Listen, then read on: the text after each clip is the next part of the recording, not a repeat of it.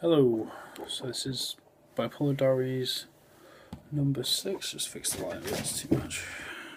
Bipolar Diaries number 6. So I'm going to keep quite quiet because the house music is dull. But yeah, so on this episode, I'm going to be talking about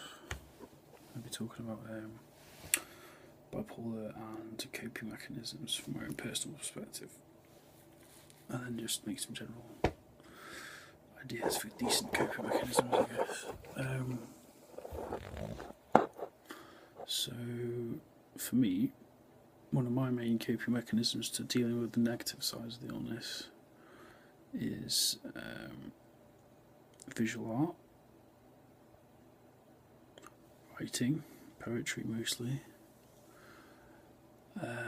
trying to articulate how I feel through words and images, I guess.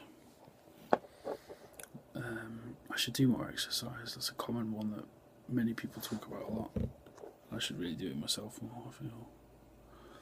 Because obviously that releases endorphins and a lot of happiness chemicals, which can help when one is depressed. Okay, so what else? Like I said, I find visual art very helpful because you can, it's actually kind of therapy if you can externalise how you feel inside from just the physical action of you using your body. Obviously it gets you moving and using your body again, which is good. But it also gets using your mind in a way that externalises whatever negativity or positivity you're putting it on page and you're giving it a form that might make it easier to start a process of self-healing, I suppose.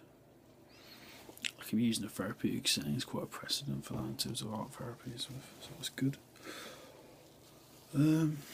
Poetry is also very useful. It helps me figure out how I'm feeling, because even my own emotions to me sometimes can even be quite enigmatic, which sounds weird, but I think they are for a lot of people, obviously, but sometimes for me especially so, because I'm not sure if in a weird feedback way it's the illness that is making me feel a certain way, or it's an actual genuine feeling, I suppose. So it can be quite trickstery that way, bipolar. So yeah, those two methods I found. I'll do some other general ones. Obviously, like I said, exercise is often good. If you keep it obviously balanced, I guess. I don't do enough of that. I do a lot of walking, but nothing really beyond that at this present day. I could do with doing some, but it's good. It releases it. Endorphins.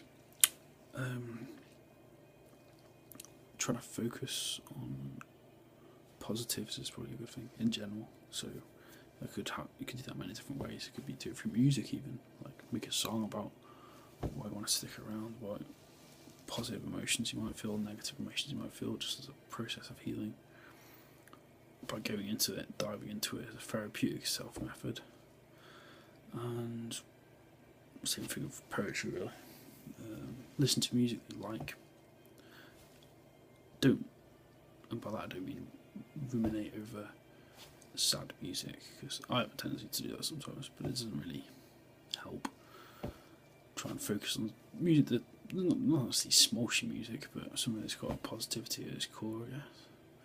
It might be about overcoming. So that doesn't necessarily mean it's just sentimental nonsense. So read a book that potentially has that kind of positivity to it as well, and by that I don't mean, again, smoshy, self-help bollocks or bullshit. Just maybe something which has a kind of positive, life-affirming message to it, I guess. But yeah, I just thought I'd give some coping mechanisms. I might do another one on this because it's quite a big subject. But yeah, it's coping mechanisms from my personal perspective, most of which relates to creativity, creative methods of helping with the illness of bipolar. But yeah, cheers, thanks. Any of the comments leave below. I haven't had any yet, so it'd be nice to see.